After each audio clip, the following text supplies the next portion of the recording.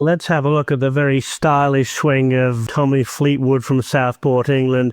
A golf swing that most of us could really learn something from. Now, in this game of golf, sway is considered to be a dirty word, and it should not be, because there are two centres you have to pay attention to.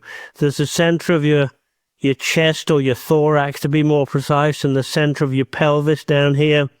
Centre of your hips, and you'll certainly see as Tommy goes back, he does a wonderful job of keeping those two centres pretty much right on top of each other, very centred swing.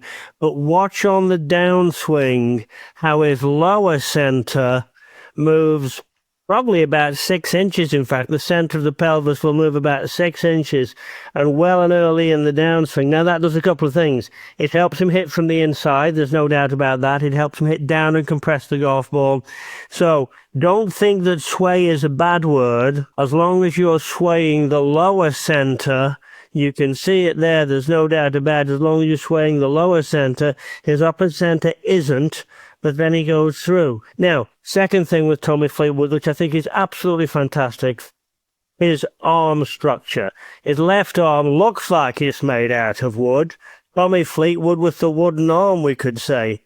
And he more or less keeps this triangle through the entirety of the swing. I can't think of any other player who does as good a job as keeping that triangle through the entirety of the swing. Now, how do you do that? It's a good question, isn't it? You absolutely have to engage both shoulder joints to keep your arms straight. If you do a push-up, as you're pushing away from the ground and you straighten your arms, what are you pushing with?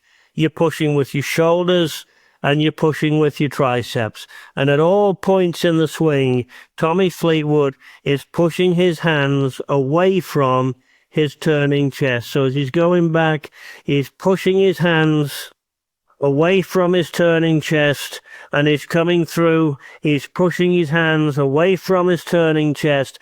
That's something that just about every golfer I see could emulate and play well because of it. And then lastly, it's got almost, well, it's almost his trademark, isn't it? The Fleetwood finish, where he doesn't fully finish the swing, and that's why he's such a good short iron player, the strength of his game for sure. So, if you want to hit short irons closer, a restricted follow-through there. He doesn't go wrapping it round his neck. He's got all his weight on his left side, but he's got a restricted finish. It's almost like the hands and the trail shoulder and the hips and the foot all make one line, and that would be worth doing. Any one of those points is going to do something to help you play better. So I suggest you try it.